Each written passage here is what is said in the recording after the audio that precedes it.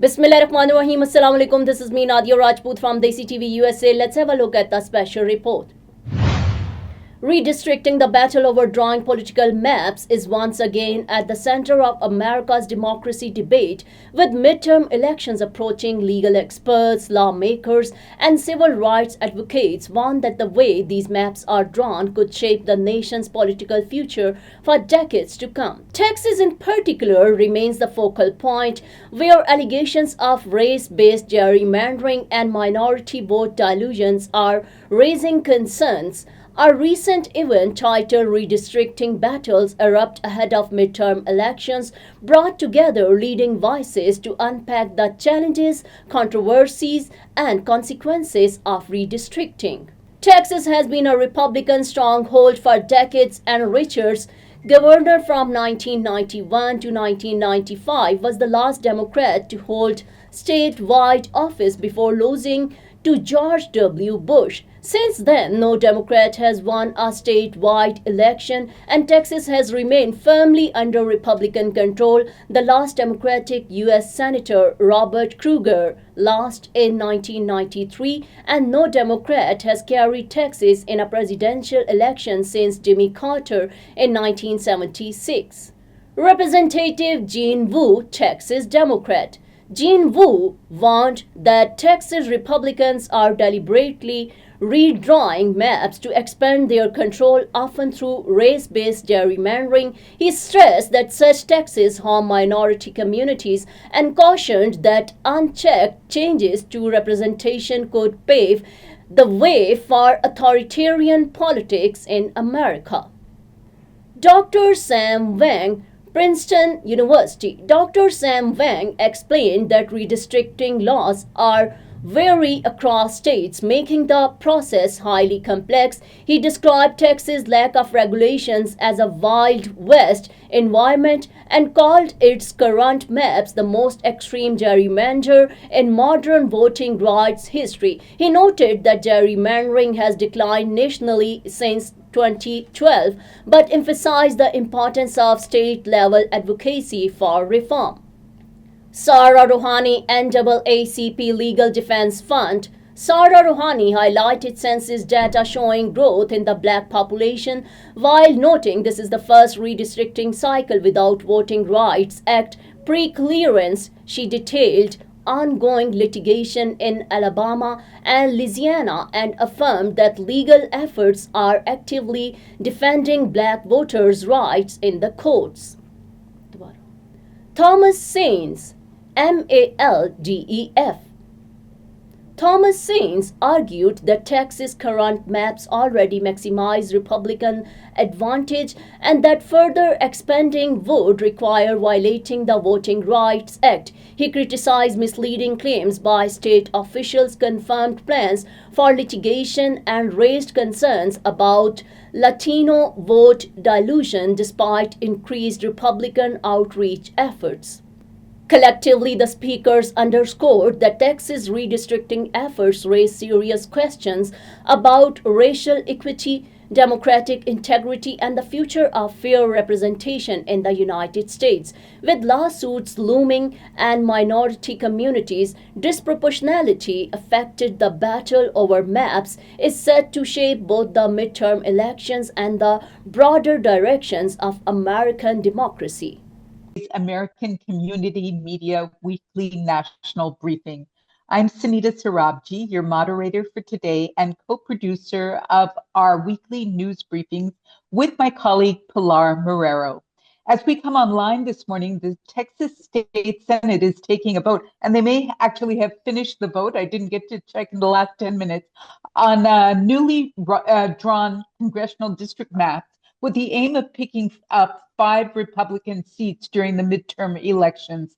Governor Gavin Newsom announced last week that California would counter Texas' move by redrawing its own congressional districts to favor Democrats.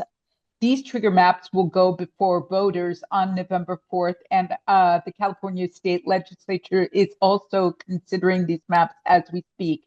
This is not the normal process. Congressional district maps are usually drawn once every 10 years after the census to reflect changing demographics. And California will be bypassing its independent redistricting commission for the first time in 15 years. So to unpack all of this for us, we have an esteemed group of panelists. Please help me welcome Representative Jean Wu, Democratic leader in the Texas House of Representatives, Sarah Rouhani, Assistant Counsel at the NAACP Legal Defense Fund, Thomas Saines, President and General Counsel at MALDEF, and Sam Wang, the President of the Electoral Innovation Lab at Princeton University. We asked reporters to enter questions in the chat. We will attempt to address as many as we can immediately after each speaker presents. And so we begin with Representative Jean Wu, who will discuss what's next for Texas in the redistricting battle and his call for action for all blue states to redraw their maps to counter Republican efforts. Welcome, Representative Wu. Thank you so much. Oh, wait, hold on. Put my mic off for a second. Hi, thank you so much for having me. Really appreciate being part of this. I know this has been a long, I don't know for you, but this has been a very, very long journey for me. Started about almost, I guess, 4 weeks ago when word that we were going to have a special session and working through that and then ending up with a 2-week quorum break in Illinois and going all around the country, visiting multiple states, talking about this issue and starting up a national interest. If I look more exhausted than normal, it's because I also spent the last 3 days being kept to the floor of the House because I was accompanying Nicole Collier as she protested the our arrests and protested our detention. And we stayed on the House floor for, I think, over 48 hours. And we fought the bill. They eventually passed it, and we showed everyone exactly what these people are like. That they're willing to use force, they're using to use threats and intimidation, anything they have at their disposal to get what they want. Please go ahead. Yes, I'm trying to find my question because I did twice. Okay, yeah, the first one is how may partidism restricting efforts in states like Texas and California reshape representation in Congress, and what risks do they pose for minority voting power? So this actually has the most implication for minority voters, because even outside of Democrat versus Republican, we have other considerations like rural versus urban. Are you city or are you farm? But even within a city, you might have different factions. Say, I am. Thank you, Representative Wu. My question is, and let me read it. In California, Governor Newsom has suggested the fighting fire with fire. It's an approach, of course, towards gerrymandering in this case. Before you answer that question, Henrietta Burrows has a similar question, and perhaps you can take both of them. Henrietta, could you please ask your question as well? Thanks so much, Sunita. Isn't this all going to backfire for the Republican Party, even in the redistricted areas? For example, you mentioned the devastating effect on the economy. So those are both really, really good questions and really, really complicated questions. Let me take it apart piece by piece. So one, yes, there is a possibility that the Republicans could get too greedy and actually hurt themselves in doing so. We call this dummy-mandering, right? Instead of gerrymandering, it's dummy-mandering. DUMMY.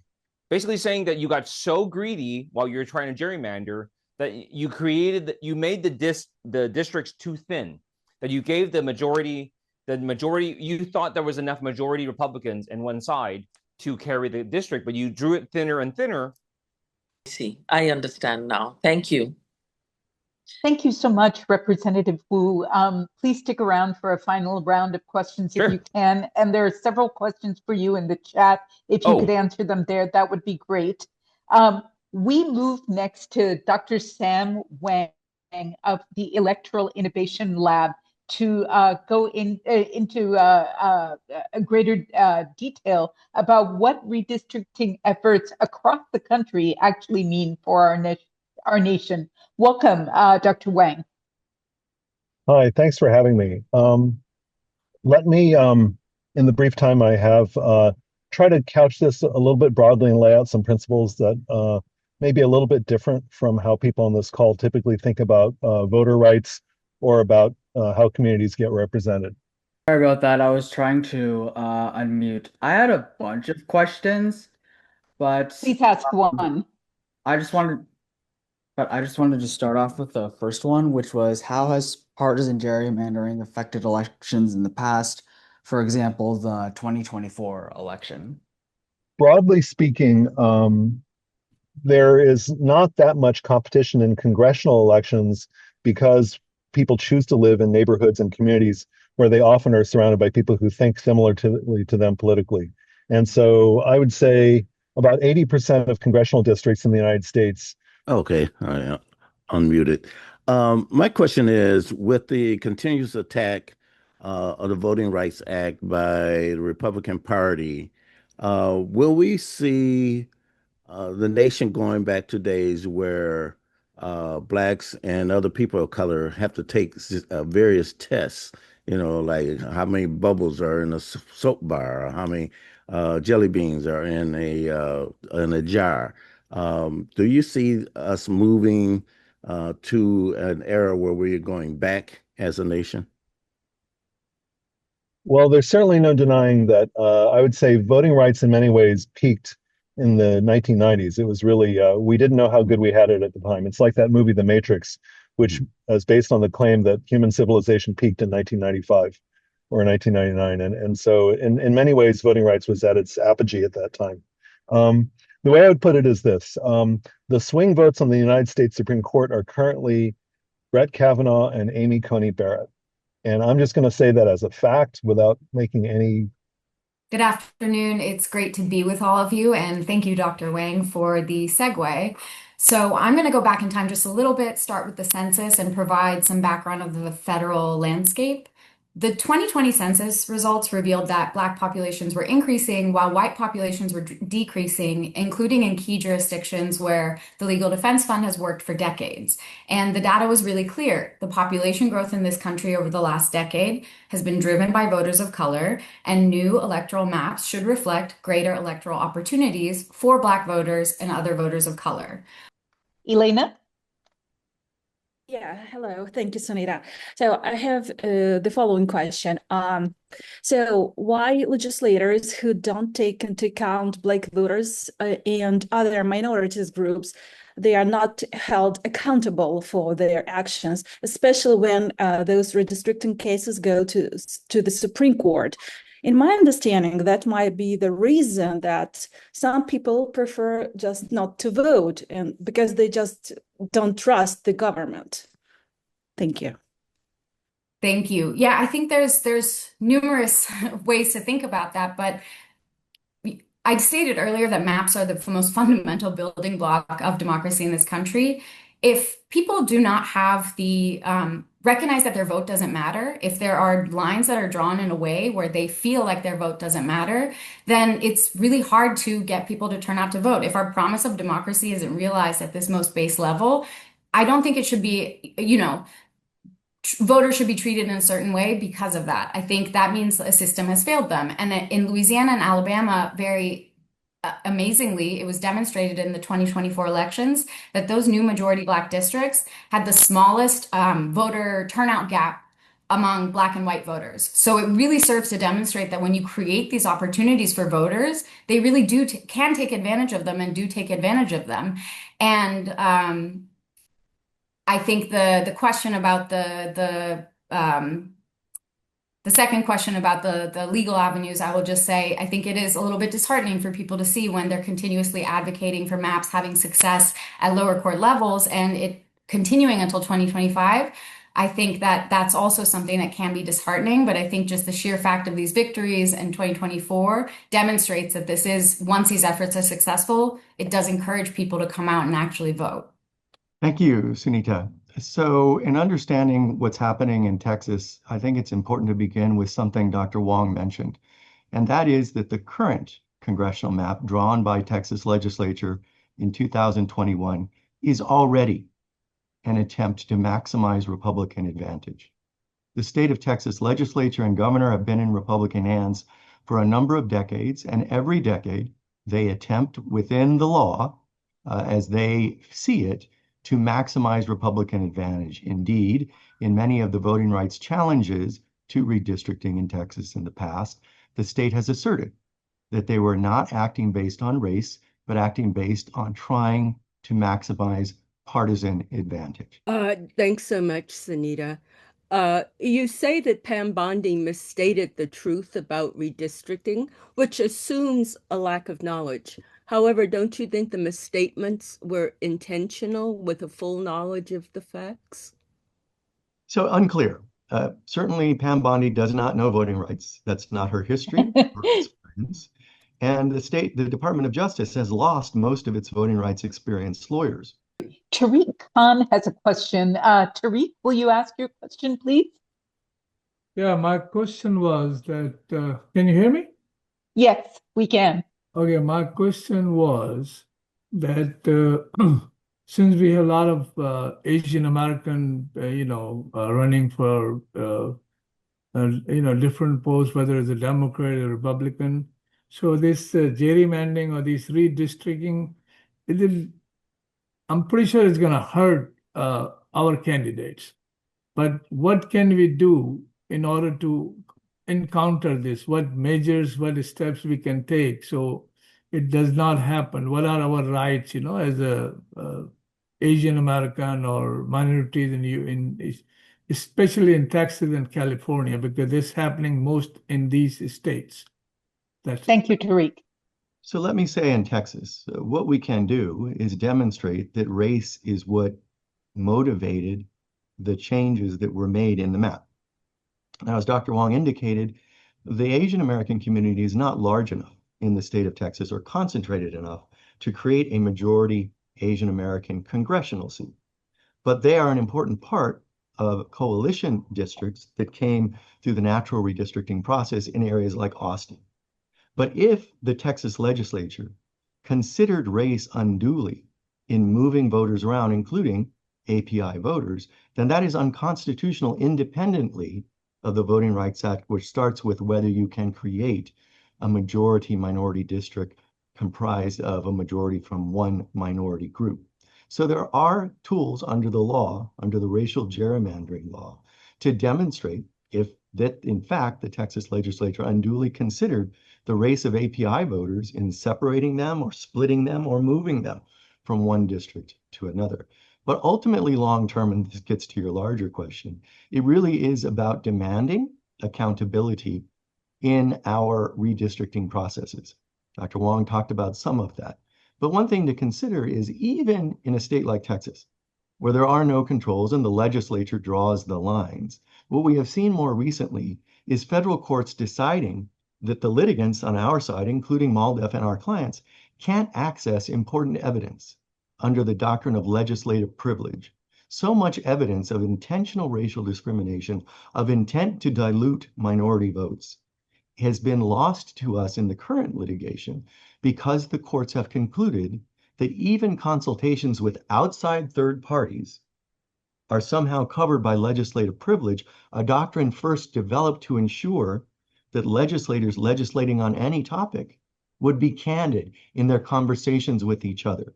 It's been expanded in such a way that we can obtain the most obvious and in many cases very public evidence of what has gone on and introduce it in court.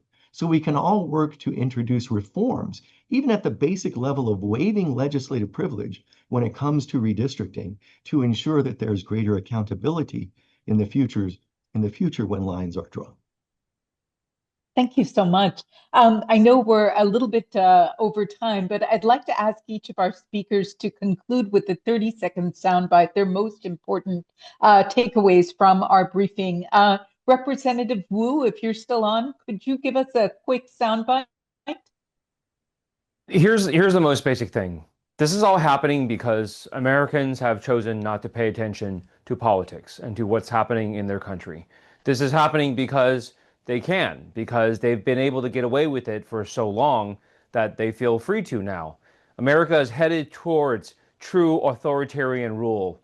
If people do not stand up, if communities around this country do not start getting ready to fight and to stand up to this at every opportunity, our country is gone. All our speakers and reporters for joining us today. Next week, we will not have a briefing in view of the Labor Day weekend, and we'll see you on September 5th.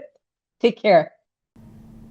That's all for now. Keep watching DESI TV USA. Please like, subscribe, share, and comment. And don't forget to watch our channels DTV NN and DESI Urdu TV. Now I am American. I have citizen. I still have my Salvadorian passport, and now I have my USA passport. I am a citizen of the US. Khi cầm cái hộ chiếu Mỹ, cô rất là tự hào mình là công dân Mỹ. La ciudadanía para mí significa oportunidades. Si ya tienen el tiempo que pueden hacerse ciudadanas, que lo hagan. No pierde nada uno con intentarlo. Como dicen en México, echándole ganas, todo se puede.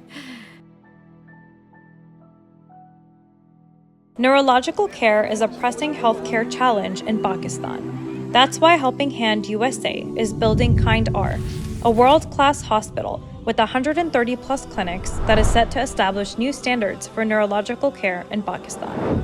As the first phase nears completion, anticipation is growing for the launch in the second half of 2025. Give zakat and sadaqah through Helping Hand USA today and join this historic endeavor to redefine future healthcare in Pakistan.